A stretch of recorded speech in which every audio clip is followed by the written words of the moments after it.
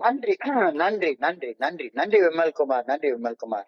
நண்பர்கள் அனைவருக்கும் என்னுடைய அன்பான பணிவான வணக்கங்கள். என் பெயர் ஜான். நான் ஒரு குடிநோயாளி. எல்லாம் வல்ல இறைவனோட அருளாலையும் தோழமையில இணைந்து செயல்படுவதால் நான் பெற்றுக்கொள்ள அனுபவம் துன்ப நம்பிக்கையாலையும் இன்னைக்கு ஒரு நாள், இன்னைக்கு ஒரே ஒரு நாள் நான் குடிக்கல, தெளிவா மன நிறைவா அமைதியாக வாழ என்னாலான எல்லா முயற்சிகளையும் செய்து கொண்டிருக்கின்றேன். நண்பர் விமல்குமார் குறிப்பிட்டது போல கோயம்புத்தூர் ஒருங்கிணைப்பு குழு மனசாட்சியின் தீர்மானத்தின்படி ஒவ்வொரு நாளும் இரவு 9:30 மணில இருந்து 10:30 மணி வரைக்கும் இந்த நிகழ்நிலை கூட்டத்துல 24 hours a day, 24 மணித்துளிகள் ஒரு நாள் அப்படின்ற புத்தகத்துல ஒவ்வொரு நாளும் ஒரு ஒரு பக்கம் எடுத்து வாசிச்சு அதோடைய விளக்கத்தை பார்த்து கலந்தாய்வு இந்த கூட்டத்தை நடத்திக்கிட்டு இருக்கிறோம்.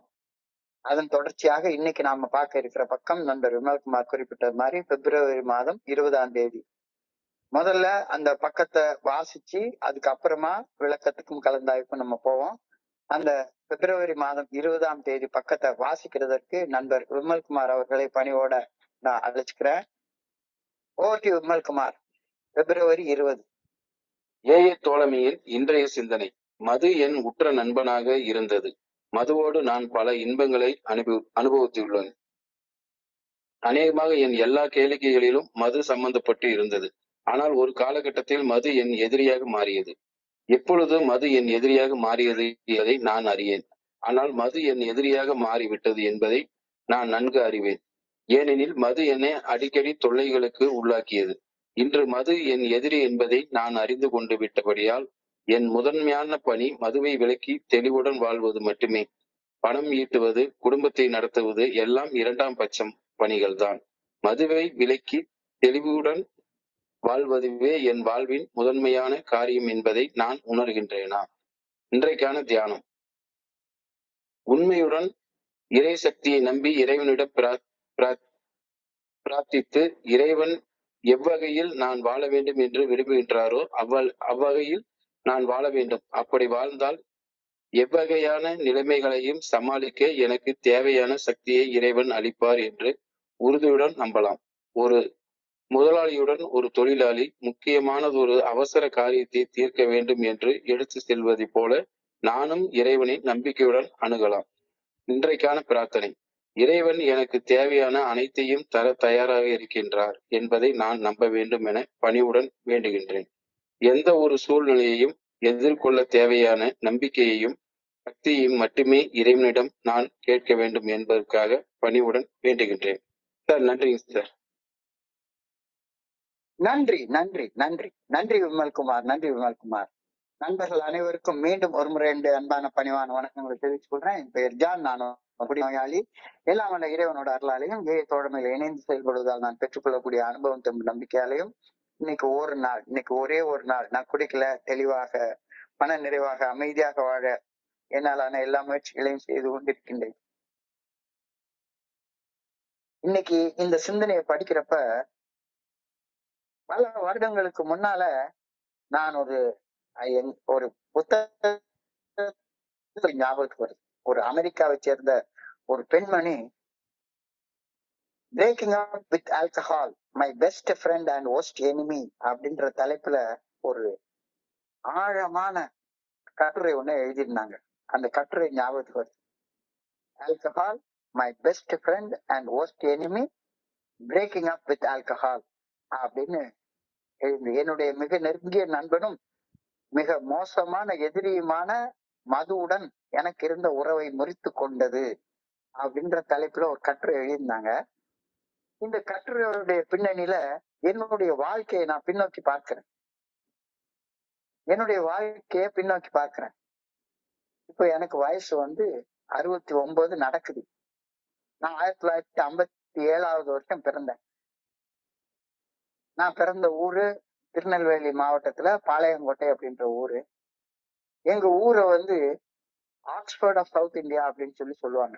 படிப்புக்கு ரொம்ப பேர் போன ஊர். ஏகப்பட்ட காலேஜ், ஏகப்பட்ட ஸ்கூல்ஸ். நானும் நல்லா படிச்சேன். 1974ஆம் ஆண்டு எனக்கு தமிழ்நாட்டுல உள்ள ஒரு மிகப்பெரிய பொறியியல் கல்லூரியில பிஇ சீட் கிடைச்சது. அப்ப 5 வருஷ கோர்ஸ். பிஎஸ்சி முடிச்சுட்டு பிஇல நான் போய் சேர்றேன். 74வது வருஷத்துல ஃபர்ஸ்ட் இயர் போய் சேர்றேன்.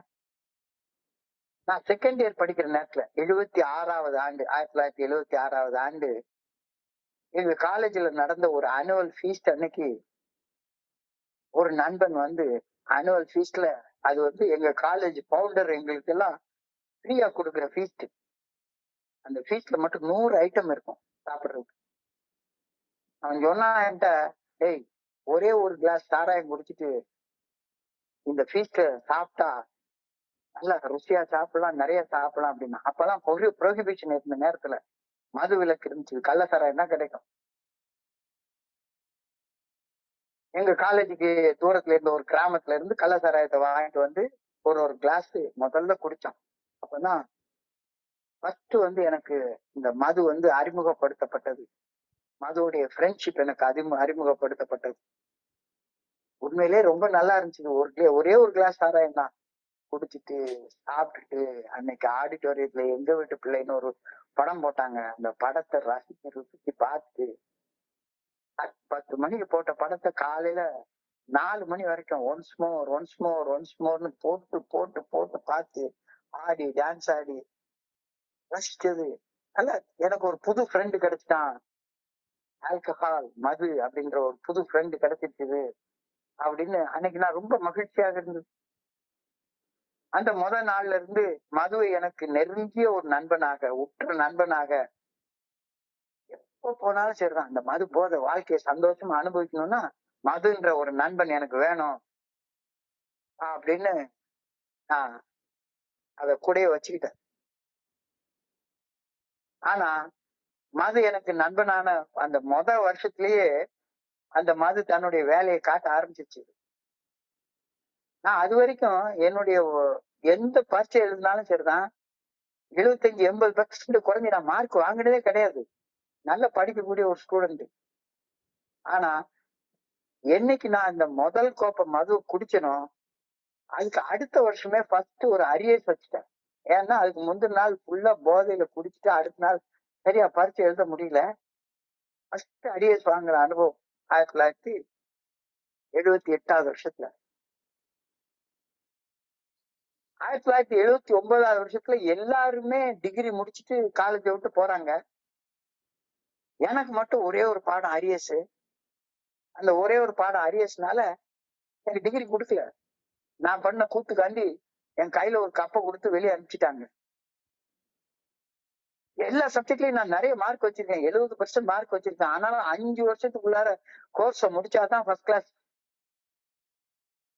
என்னால 70%க்கு மேல மார்க் வச்சிருந்தா கூட ஃபர்ஸ்ட் கிளாஸ் வாங்க முடியல. எல்லாம் இந்த மது என்ற அந்த உற்ற நண்பன் செஞ்ச வேலைதான். ஆனாலும் அந்த நண்பனை நான் விடல, அந்த நட்பை விடல, விட்டு கொடுக்காம ஏதோ படிச்ச படிப்புக்கு பிஇ படிச்சதுனால வேலை கிடைச்சிருச்சு. வேலை கிடைச்ச உடனே கை நிறைய பணம் சம்பாதிக்க ஆரம்பிச்சேன். மதுவின் நட்பு அந்த துரோகத்துக்கு பின்னாலும் இன்னும் ஆழமாக தொடர்ந்தது. அந்த 1980 to 1984 சென்னையில பொதுப்பணித்துறையில வேலை பார்த்தேன். பேச்சுலர்ஸ் பாரடைஸ் அப்படின்னு சொல்லப்படக்கூடிய சேப்பாக்கத்துல ஒரு பேச்சுலர்ஸ் ரூமு. 4 வருஷம் அந்த மதுன்ற உற்ற நண்பனோட தினசரி சாயங்காலம் ஆயிட்டா போதும், வேலை முடிஞ்சு வந்து நல்லா குளிச்சுட்டு பக்கத்துல ஏதாவது ஒரு மெஸ் இருக்கும், அதுல போய் சாப்பிட்டுட்டு எங்க ரூம்ல இருந்து நடக்கிற பொறுத்துலாம் Shanti theatre, Devi paradise theatre, Alankar theatre, Midland theatre, ஒரே தேட்டரா இருக்கும் அந்த இடத்துல. அந்த தேட்டர்ல போய் டெய்லி நைட் ஷோ மதுன்ற நண்பனோட சேர்ந்து டெய்லி சினிமா அந்த பேச்சுலர்ஸ் லைஃப படுபயங்கரமா என்ஜாய் பண்ணேன். மதுவுடைய நட்பு என்ஜாய் பண்ற மாதிரி இருந்துச்சு, மறுக்க முடியாது. 1984 எனக்கு ஒரு கல்யாணம் ஆச்சு.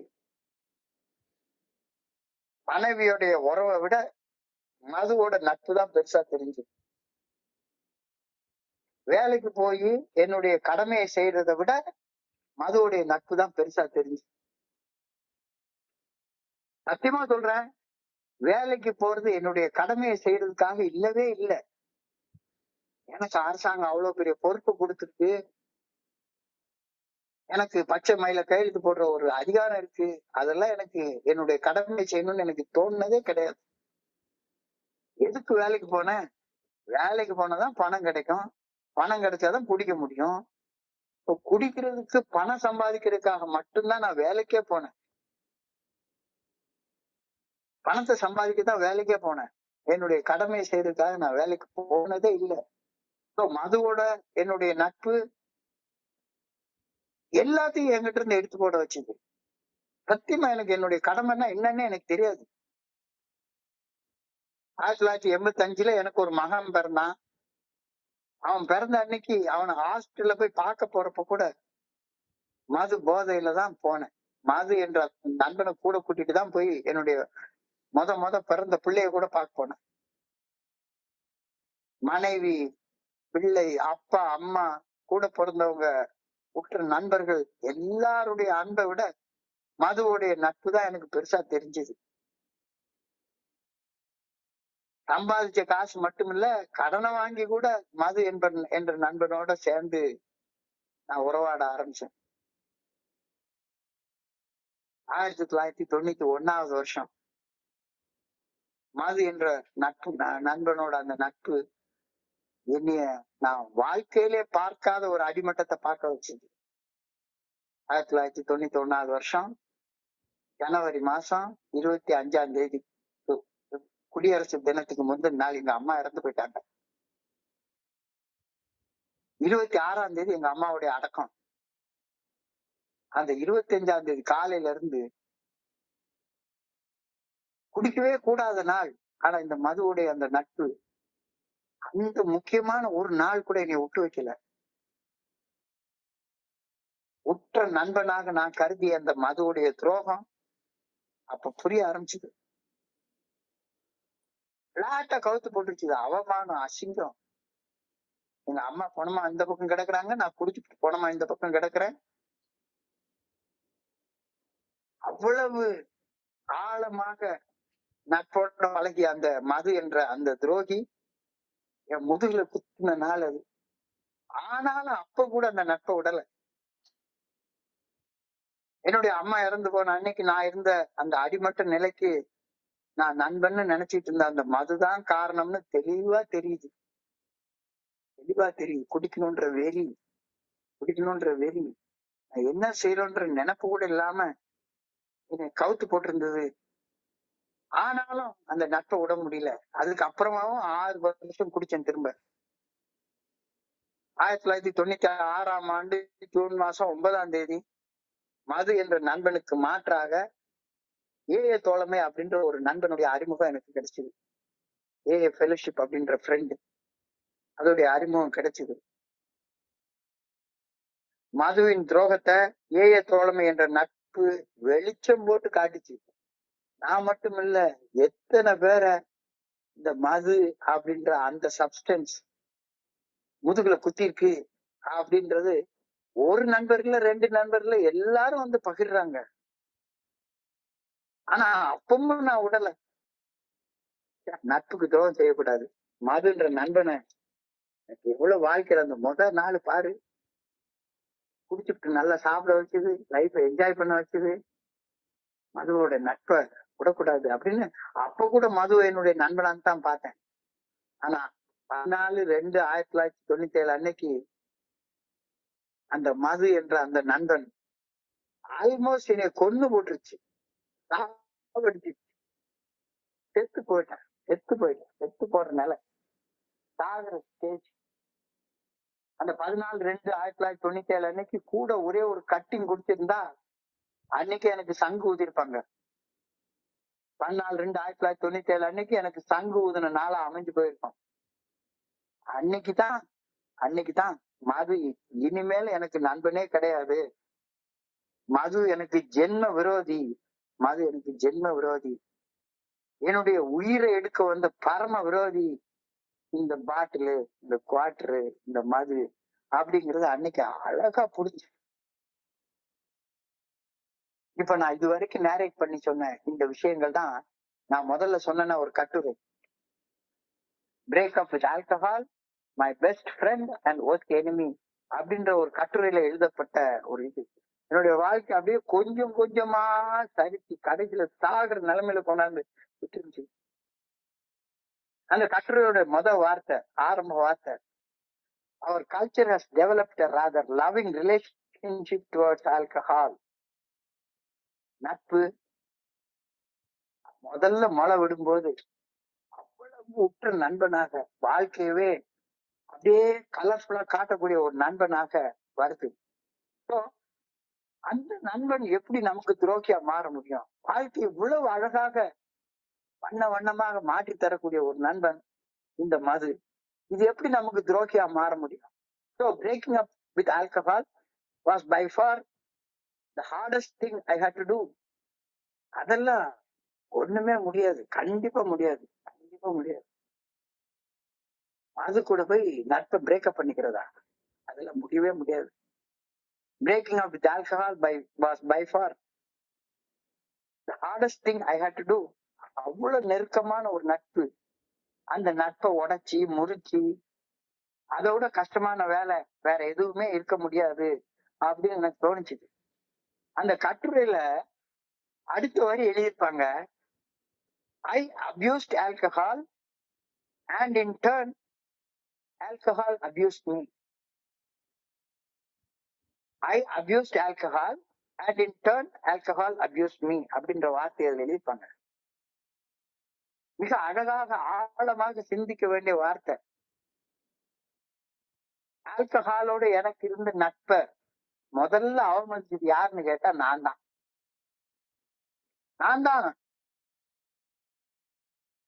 தேவையில்லாத நேரத்துல எல்லாம் குடிக்க ஆரம்பிச்சது. நட்பை முதல்ல அவமதிச்சது மது இல்ல, நான் தான். தேவையில்லாத நேரத்துல குடிச்சேன், மதுவை தப்பாக பயன்படுத்த ஆரம்பிச்சேன். அதுக்கப்புறம் தான் மது அதோடைய வேலையை காட்ட ஆரம்பிச்சது. மது அதோடைய வேலைய, மதுவை நான் அவமதிச்சதுனாலதான் அது அதோடைய வேலையை காட்ட ஆரம்பிச்சது. அவமானத்தை ஆரம்பிச்சு வச்சது நான் தான். என்னை இப்படி பயன்படுத்தாதே அப்படின்னு உடல் நோய்களால, மன நோய்களால மது எனக்கு சுட்டி காட்டத்தான் செஞ்சது. நான் தான் கண்டுக்கவே இல்லை. மது என்னை அதுக்கு அப்புறம் தான் குடி நோயாளியாகவே மாத்திச்சு. அதுக்கு முன்னால என்ன நல்லா குடிக்கத்தான் வச்சுட்டு இருந்துச்சு. ஆனா ஒரு பர்டிகுலர் ஸ்டேஜ்ல மதுவை நான் தப்பாக பயன்படுத்த ஆரம்பிச்சதுக்கு அப்புறமாக மது என்னை அவமதிக்க ஆரம்பிச்சது. குடிநோயாளியா மாத்திருச்சு. என்ன குடிநோயாளி ஆக்கி மதுவை நான் பகைச்சுக்கிட்டது எப்பன்னு எனக்கு தெரியல. ஆனா ஏதோ ஒரு நேரத்துல அந்த பகை ஸ்டார்ட் ஆயிடுச்சு. When I was caught up in the initial stages of alcoholism, I began to let things slide that I normally would not do. குடி நோயாளி ஆகுற வரைக்கும், இந்த ஆரம்ப காலகட்டத்துல 1980 இருந்து 1984 வரைக்கும் நான் குடிச்சதை யோசிச்சு பாக்குறேன். பகல் நேரத்துல நான் குடிக்கவே மாட்டேன். நல்ல கரெக்டா காலையில வேலைக்கு போயிடுவேன். ராத்திரி 7 மணிக்கு வேலை முடிஞ்சு வார வரைக்கும் நான் குடிக்கவே மாட்டேன். 7 மணிக்கு நல்லா அலற குளிச்சுட்டு புது ட்ரெஸ்ஸ போட்டுட்டு அதுக்கப்புறம் தான் நான் குடிக்கவே போவேன். பாக்கெட்ல நிறைய பணம் இருக்கும் அப்பெல்லாம். ஸோ குடிகாரன் அப்படிங்கிற ஸ்டேஜ்ல இருந்து குடி நோயாளி அப்படின்ற ஸ்டேஜுக்கு கடந்து போனப்ப நான் சாதாரணமாக செய்யக்கூடிய சில செயல்களை நிறுத்திட்டு அசாதாரணமான செயல்கள் செய்ய ஆரம்பிச்சேன். உதாரணம், காலையிலேயே குடிக்க ஆரம்பிக்கிறது. நேற்று கொஞ்சம் மிதமிஞ்சு குடிச்சிட்டு தலை வலிக்குது, ஹேங் ஓவரா இருக்குது, கை நடுங்குது, அந்த நடுக்க நிக்கிறதுக்காக குடிக்க ஆரம்பிக்கிறது. So when I was caught up in the initial stages of alcoholism, I began to let things slide that I normally would not do. சாதாரணமா அதுக்கு முன்னால் நான் அப்படி செஞ்சது இல்லை. பகல் எல்லாம் குடிச்சதே கிடையாது. ஆனா குடி நோயாளி ஆனதுக்கு அப்புறமா காலங்காத்தாலே குடிக்க ஆரம்பிக்கிறது. I began to rationalize my crazy behavior. பைத்தியக்காரத்தனமான நடத்தைகளை எல்லாம் நான் நியாயப்படுத்த ஆரம்பிச்சிட்டேன். அதுக்கு முன்னால நான் அப்படி செய்ய மாட்டேன். ஆனா வீட்டுல பையனுக்கு பால் பவுடர் வாங்க வச்சிருந்த காசு, நாளைக்கு அரிசி வாங்க வச்சிருக்கிற காசு, ஃபீஸ் கட்ட வச்சிருக்கிற காசு, அப்பாவுக்கு வைத்திய செலவுக்காக வச்சிருக்கிற காசு, இதையெல்லாம் எடுத்து குடிக்க ஆரம்பிச்சேன். இதையெல்லாம் குடிக்க ஆரம்பிச்சுட்டு அது நியாயம்னு வேற எனக்குள்ளார நினைச்சுக்க ஆரம்பிச்சேன். I began to rationalise my crazy behaviour. அதையெல்லாம் செய்ய ஆரம்பிச்சேன். அதுக்கு அடுத்த stage. So I kept making excuses for myself to keep on drinking. குடிக்கிறது அது சரிதான் அப்படின்னு அதுக்குன்னு புதுசா நியாயங்கள்லாம் கற்பிக்க ஆரம்பிச்சேன். புதுசா நியாயங்கள்லாம் கற்பிக்க ஆரம்பிச்சேன். நான் செய்யற செயல்களுக்கு நானே என் மனசுக்குள்ளார ஒரு நியாயத்தை சொல்லிக்கிறது. I kept on sabotaging my continuous drinking. I kept on sabotaging myself by my continuous drinking. தொடர்ந்து குடிக்கிறதுனால உடல்ல பிரச்சனை, மனசுல பிரச்சனை, பொருளாதார பிரச்சனை, எல்லா பிரச்சனையும் வருது. தெரிஞ்சாலும் I kept on drinking. மதுவுடைய நட்பை விடவே முடியல. மதுவுடைய நட்பை விடவே முடியல. தொடர்ந்து ஏதாவது ஒரு காரணம் சொல்லி குடிச்சு குடிச்சு குடிச்சு குடிச்சு வாழ்க்கையை சிதைச்சு சீரழிக்க ஆரம்பிச்சேன். என் கூட குடிச்ச நண்பர்கள் என்ன போல குடிக்கல அப்படின்னு தெரிஞ்சும் குடிக்கிறத விடவே இல்லை. என் கூட குடிக்க ஆரம்பிச்சவங்க எல்லாம் அந்த முதல் நாள் குடிக்க ஆரம்பிச்சவங்க எல்லாம் என்ன மாதிரியா குடிச்சிட்டு இருந்தாங்க? இல்ல, தொடர்ந்து தொடர்ந்து நான் குடிச்சு குடிச்சு என்னுடைய வாழ்க்கையை நான் சிதைச்சுக்கிட்டு இருக்கேன். எல்லாரும் ஒழுங்கா வேலைக்கு போறாங்க, என்னைய மாதிரி குளிச்சுட்டு நல்ல ஒரு அமைதியான சூழ்நிலையில குடிக்கவே ஆரம்பிக்கிறாங்க. ஆனா என்னுடைய கூட குடிச்ச நண்பர்கள் மாதிரி நான் குடிக்கல. என்னுடைய நண்பர்களை விட்டுட்டு தனியா குடிக்க ஆரம்பிச்சேன். ஆரம்ப காலத்துல உண்மையிலேயே எல்லாரும் குடிச்சிட்டு ரொம்ப சந்தோஷமா இருக்கும். ஒரு சாதாரண ஒரு படம் பார்த்தாலும் அந்த ஜோக்க பார்த்து ரசிச்சு ரசிச்சு சிரிச்சது, ஆரம்ப காலத்துல குடிச்சப்ப போதையில சிரிச்சது குறைஞ்சு குறைஞ்சு குறைஞ்சு போதையில சிரிக்கிறது கொட்டுறது கிட்டத்தட்ட நின்னே போயிடுச்சு. குடிச்சிட்டாலே சீரியஸ் ஆயிடுவேன். சிரிக்கிறது நின்னே போச்சு. ஆனா குடிக்கிறது மட்டும் நிக்கவே இல்லை. குடிக்கிறது மட்டும் நிக்கவே இல்லை. நான் குடிக்கிறதால மிகப்பெரிய சிக்கல் இருக்கேன்னு நல்லா தெரியுது. இந்த சமுதாயத்துல இருந்து விலகி யாருக்கும் தெரியாம தனியா அழ ஆரம்பிச்சிட்டேன். தனியா அழ ஆரம்பிச்சிட்டேன். 1995, 96 இந்த 2 வருஷங்களும் கடைசி ஸ்டேஜ். எங்க அம்மா எல்லாம் என்கிட்ட சொல்லுவாங்க, ஆம்பளை பிள்ளைன்னா அழக்கூடாதா, ஆம்பளை பிள்ளை அழக்கூடாது அப்படின்னு சொல்லி சொல்லுவாங்க. எதுக்கு சொன்னாங்களா எனக்கு தெரியாது. ஆனா நான் அழவே மாட்டேன். ஆம்பளை பிள்ளைன்னா அழக்கூடாது அப்படின்ற ஒரு நினைப்பு. ஆனா 1995 அந்த 96 அந்த வருஷத்துல எல்லாம் ஒரு குவார்டர் பாட்டில் உள்ள போயிட்டா இந்த பைப்ல தண்ணீர் திறந்து விட்ட மாதிரி கண்ணுல இருந்து கண்ணீர் வர ஆரம்பிச்சிடும். என்னடா இப்படி போயிட்டான். அப்படியே அந்த சின்னமலைன்னு ஒரு இடத்துல ஒரு கோயில் உண்டு. அடையாறு ஆத்தக்கரைக்கு அந்த பக்கம் அந்த கோயில் இருக்கும், இந்த பக்கம் ஒரு ஒயின் ஷாப் இருக்கும். இந்த பக்கம் ஒரு ஒயின் ஷாப்ல குடிச்சிட்டு மெல்ல நடந்து போய் அங்க ஒரு குகை ஒண்ணு இருக்கும். யாருமே இருக்க மாட்டாங்க. அந்த குகைக்குள்ளார உட்கார்ந்து கண்ணை மூடி அழுவ தனிமையில அழ ஆரம்பிச்சேன். அந்த நேரத்துல கூட மதுவின் நட்பை நான் முடிச்சுக்கவே இல்லை. லாஸ்ட் ஸ்டேஜ் உயிர் போற நிலைமை வந்த பிறகும் கூட ஆனா அந்த நேரத்துலதான் தெரிஞ்சது மதுவின் நட்பை முடிச்சுக்கிறது தவிர வேற வழியே கிடையாது. இன்னும் ஒரே ஒரு கட்டி அடிச்சுன்னா நான் செத்து போயிருப்பேன் அப்படின்ற நிலைமைக்கு 14/2/1997 அன்னைக்கு வந்தேன். ஃபைனலி டைவர்ஸ் நோட்டீஸ் கொடுத்தாச்சு. ஐ ஃபைனலி broke up. இப்ப அன்னையில இருந்து இன்னைக்கு வரைக்கும் நான் எனக்குள்ளார மகிழ்ச்சியாக என்னையே நான் அன்பு செய்ய ஆரம்பிக்கிறேன். இதைத்தான் இன்னைக்கு பகுதியில எழுதியிருக்கிறாங்க. Liquor used to be my friend. I used to have a lot of fun with drinking. Practically all fun I had connected with drinking, but the time came when liquor became my worst enemy. I did not know just when liquor turned against me and became my enemy. But I know it happened because I began to get more trouble. And since I realized that liquor is now my enemy, my first concern is to keep away from the first fatal drink. Making a living or keeping house is no longer my business. It is secondary to the business of keeping sober. Do I realize that my main business is keeping sober? ரொம்ப ஒரு யதார்த்தமான ஆழமான சிந்தனை கொடுத்துருக்காங்க.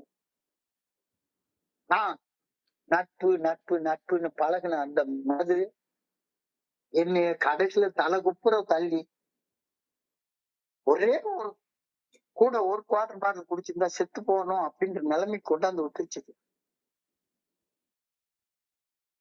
மிக நெருங்கிய நண்பனாக நான் கருதிய ஒண்ணு மிக மோசமான எதிரியாக மாறிடுச்சு. அப்ப அந்த மோசமான எதிரிட்ட இருந்து டைவர்ஸ் வாங்குறது தவிர எனக்கு கடைசியில வேற வழியே கிடையாது. வேற வழியே கிடையாது. இன்னைக்கு மதுவை என்னுடைய எதிரியாக பாக்குறது தான் my first order of business.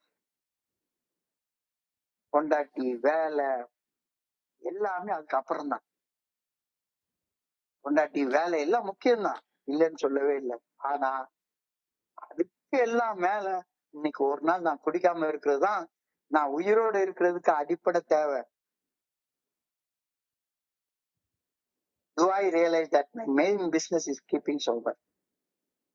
இன்னைக்கு ஒரு நாள் குடிக்காம இருக்கிறது தான் எல்லாத்த விட வாழ்க்கையில முக்கியமானது அப்படிங்கிறத நான் புரிஞ்சுக்கிட்டேனா? ஒன்னையே கேட்டு பதில் சொல்லு. எல்லாத்த விட முக்கியமானது, எல்லாத்த விட முக்கியமானது. மது எனக்கு உனக்கு நண்பனே கிடையாது, எதிரியா மாறி போயிட்ட ஒரு வஸ்து, ஒரு பொருள். Do I realize that my main business is keeping sober? மதுவை எதிரியாக பார்த்து உனக்கு எனக்கும் ஒத்தே வராது, வேண்டாம், நீ பாட்டிலுக்குள்ளார அங்கே இரு, நான் இங்க இருக்கேன், உனக்கு எனக்கு இனிமே ஒட்டு வேண்டாம், உறவு வேண்டாம், ஒண்ணுமே வேண்டாம், ஆளை விடு அப்படின்ற அந்த நிலைமைக்கு நான் வந்துட்டேனா? இன்னைக்கு சிந்தனை. இந்த சிந்தனையை தொடர்ந்து ஒரு தியானம். எனக்கு மதுவுடனான நட்பை, உறவை முறித்துக் கொள்ளும் ஆற்றல் டைவர்ஸ் பண்ண முடியலையே. நட்பு என்ன பண்ணினாலும் சரிதான், அந்த நண்பனை விட முடியலையே. அப்ப எனக்கு மதுவுடனான அந்த நட்பை, உறவை முறித்துக் கொள்ளக்கூடிய அந்த ஆற்றல் எங்கிருந்து வரும் அப்படின்றத கவனத்தை குவிச்சு சிந்திச்சு பாரு, தியானிச்சு பாரு. ஃப்ரெண்ட்ஷிப்பை பிரேக் பண்ணியே தீரணும், வேற வழியே கிடையாது. இந்த இப்போ கொஞ்ச நேரத்துக்கு முன்னால ஒரு நண்பர் எனக்கு போன் பண்ணி, கிட்டத்தட்ட 10 மாசம் சோபரா இருந்துட்டு ஏதோ சின்ன பிரச்சனை, நான் குடிச்சிட்டேன் சார் அப்படின்னு சொல்லி எனக்கு போன் பண்ணாரு. ஃப்ரெண்ட்ஷிப்பை விட முடியல, ஃப்ரெண்ட்ஷிப்பை விடவே முடியல. அப்ப அந்த ஃப்ரெண்ட்ஷிப்பை விடுறதுக்கு தேவைப்படுறதான, ஃப்ரெண்ட்ஷிப்பை முறிச்சுக்கிறதுக்கு தேவைப்படுறதான சக்தி எங்கிருந்து கிடைக்கும் அப்படின்னு கவனம் குறிச்சு சிந்திச்சு பார். சொல்றாங்க, all power needed to face any situation comes from following the good orderly direction of God. மதுவை மதுவோட இருக்கிற நட்பை முறிச்சு கொள்ளக்கூடிய அந்த சக்தி இறைவனுடைய நல்ல ஒழுங்கான வழிகாட்டுதல இருந்து மட்டும்தான் உனக்கு கிடைக்கும். All power needed to face any situation comes from following the good orderly direction of my Creator, following the good orderly direction of my conscience. அது கேட்டா கிடைக்கும். இந்த நண்பனை கட்டிக்கிட்டு ஆள முடியவே இல்லை. இந்த பண்ணி கூட கடந்து சேத்துல புரண்டு சண்டை போட்டு எனக்கு அழுத்து போச்சு. ஆனா பண்ணி என்னைய விட மாட்டேங்குது, உடம்பெல்லாம் சகதியா இருக்கு,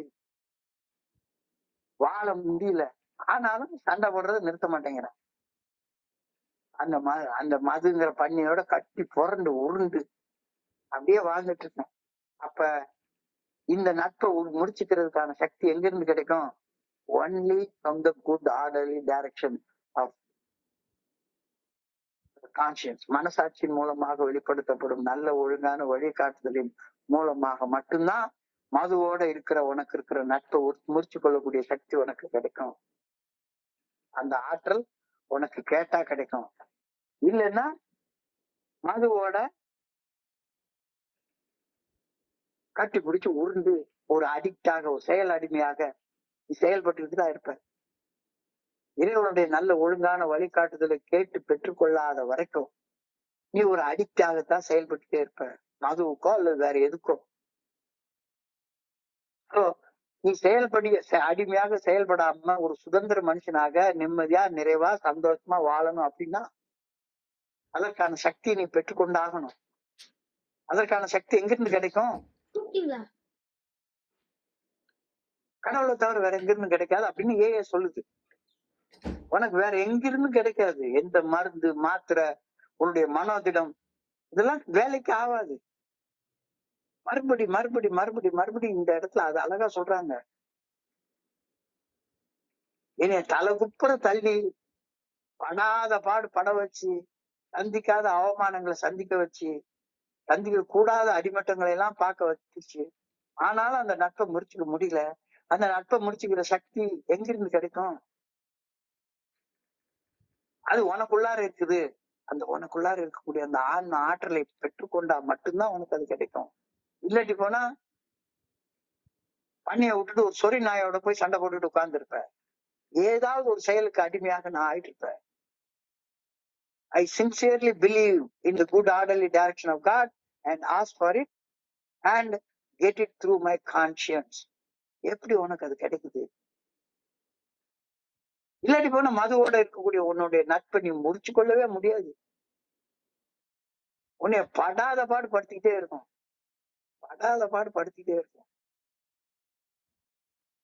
எனக்கு வேண்டாத ஒரு லைஃப் பார்ட்னர் கிடைச்சு போச்சு. வேண்டாத ஒரு லைஃப் பார்ட்னர்னா லைஃப் பார்ட்னரோட எவ்வளவு நாளைக்கு கடந்து சண்டை போட்டே கிடக்குறது. ஏதாவது ஒரு பர்டிகுலர் நேரத்துல பிரேக்கப் பண்ணிட்டு வெளியே வேண்டாமா? பிரேக்கப் பண்றதுக்கு சக்தி இல்ல. ஐயோ பிரேக்கப் பண்ணிட்டா எப்படி வாழ்வேன் அப்படின்ற பயம். அந்த சக்தி உனக்கு எங்க இருந்து கிடைக்கும்? இறைவனுடைய நல்ல ஒழுங்கான வழிகாட்டுதல் இருந்து மட்டும்தான் கிடைக்கும். Number I sincerely believe in the good orderly direction of God and ask for it and get it through my conscience. நான் மனசாட்சி உறுத்துற செயலை செய்யாமலும் மனசாட்சி சரின்ற சொல்ற செயலை செஞ்சும் அந்த மனசாட்சி நல்ல ஒழுங்கான வழிகாட்டுதலுக்கு பணிந்து செயல்பட்டால் என்னை படைத்தவர் நான் எப்படி வாழணும்னு விரும்புறாரோ அப்படி நான் வாழ்வேன். as simple as that. அவர் தான் ஓனரு. அவர் தான் இந்த வாழ்க்கையவே நடத்துறாரு. அவர் தான் ஓனரு. அவர் எனக்குள்ளார என்னுடைய மனசாட்சியாக என்னுடைய கான்சியஸ்னாக இருக்கிறாரு. பிரஞானம் பிரம்ம consciousness is God. Good orderly direction of God comes through your conscience. அவர் தான் ஓனர். அந்த படைப்பாற்றலோட ஒத்துழைச்சு நீ வாழ்ந்தேன்னா வாழ்க்கை சொர்க்கமாக இருக்கும். இல்லைன்னா உன் வாழ்க்கையை நீயே நரகமா மாத்தி முடிவு உன் கையில. அப்ப ரொம்ப மனசாட்சி உறுத்துற செயலை செய்யாத. மனசாட்சி சரின்னு சொல்ற செயலை செய்யாம இருக்காது.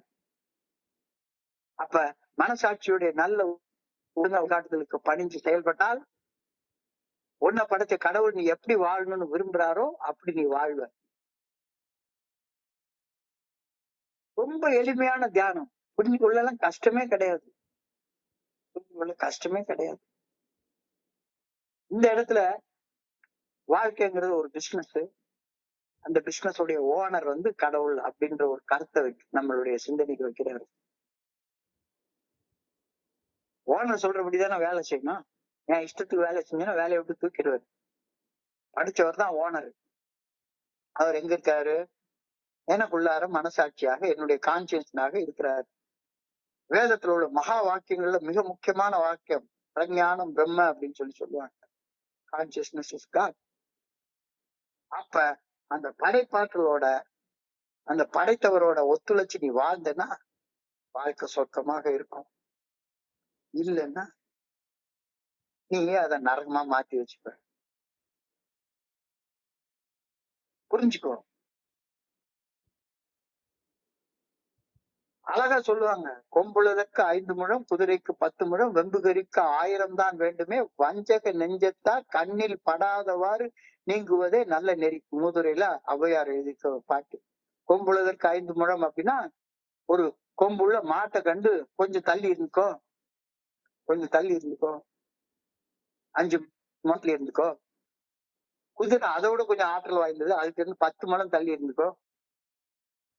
யானை, வெம்புகரின்றது யானை, யானை கிட்ட இருந்து 1000 முழம் தள்ளி இருந்துக்கோ. மதம் பிடிச்சி யானை வந்தா மிச்சு தூரம் போட்டு போயிடும். யானை கிட்ட இருந்து ஒரு 1000 முழம் தள்ளி நிற்கோ. உன்னைய மாதிரி வஞ்சக நெஞ்சத்தார் கண்ணில் படாதவாறு நீங்குவதே நல்ல நெறி.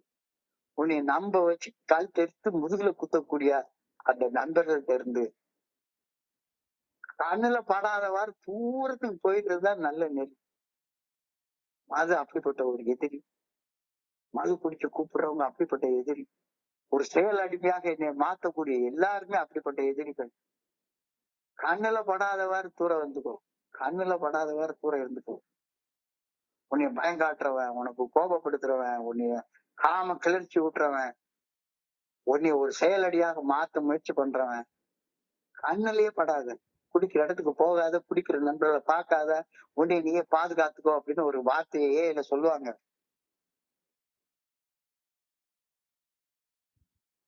யோசிச்சுக்கோ, யோசிச்சுக்கோ. படைச்சவர் தான் ஓனரு, படைச்சவர் தான் ஓனரு. அவர் உனக்குள்ளார இருக்கிறாரு.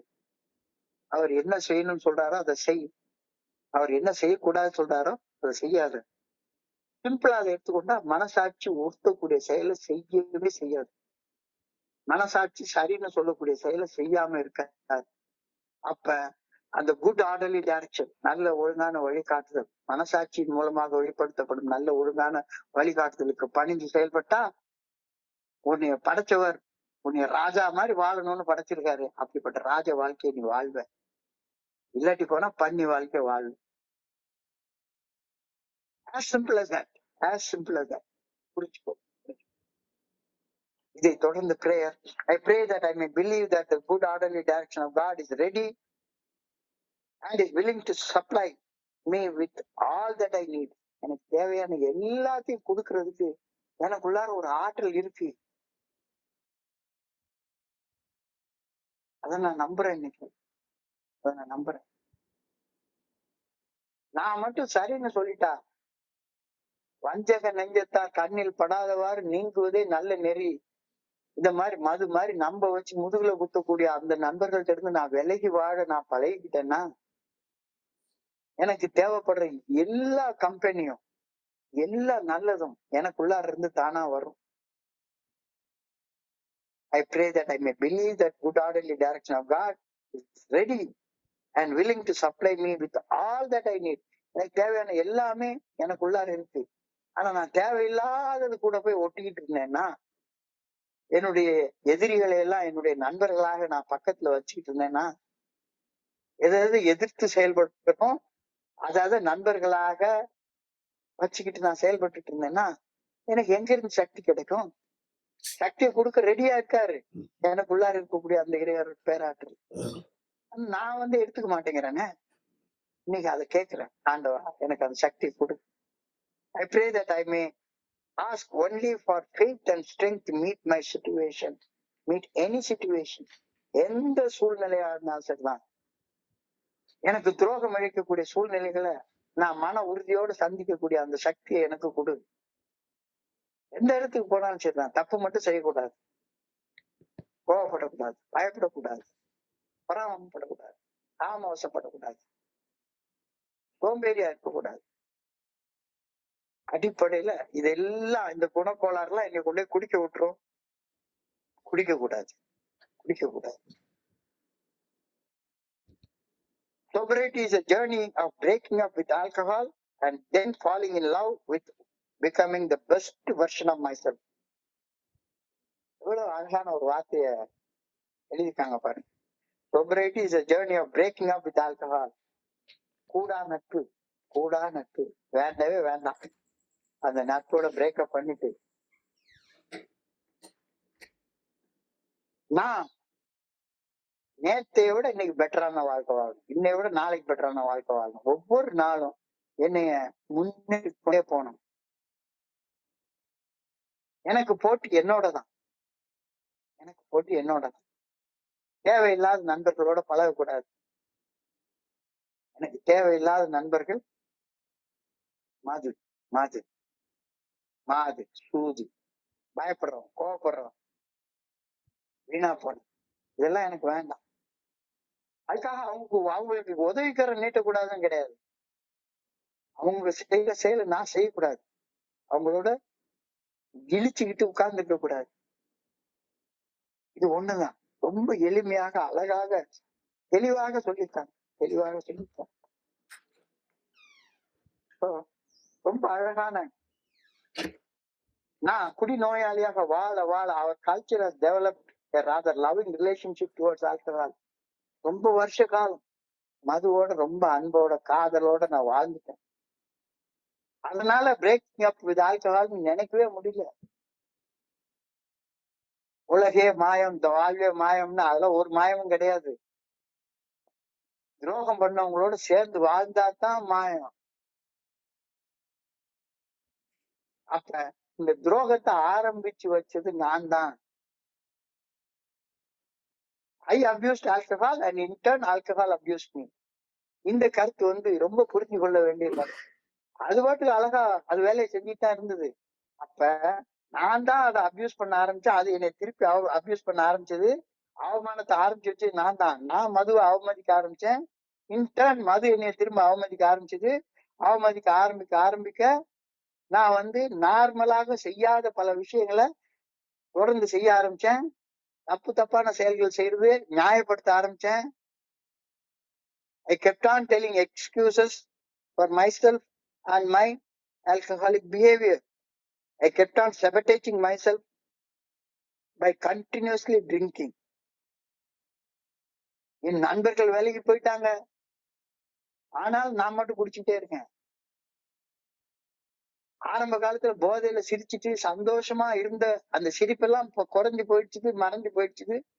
போதை அடிச்சாலே சிரிக்க முடியல, ஆனாலும் குடிச்சுக்கிட்டே இருக்கிறேன். குடிக்கிறதுனால மிகப்பெரிய சிக்கல் இருக்கேன்னு எல்லாருக்கும் நல்லா தெரியுது, ஆனாலும் வெளியே போக வழி தெரியல. இத நினைச்சு கடைசி வரைக்கும் உயிரை விட்டவங்க எத்தனை பேர் இருக்காங்க அது தெரியும். நல்ல வேலை, யாரு செஞ்ச புண்ணியமா உயிர் போகல. 14/2/1997 அன்னைக்கு I finally broke up with alcohol. இப்ப இன்னைக்கு வர I finally learned to love myself.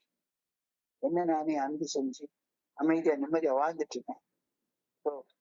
அதை எப்படி செய்யறது? ஆல்கஹாலுடைய உறவை எப்படி முறிச்சு கொள்றது?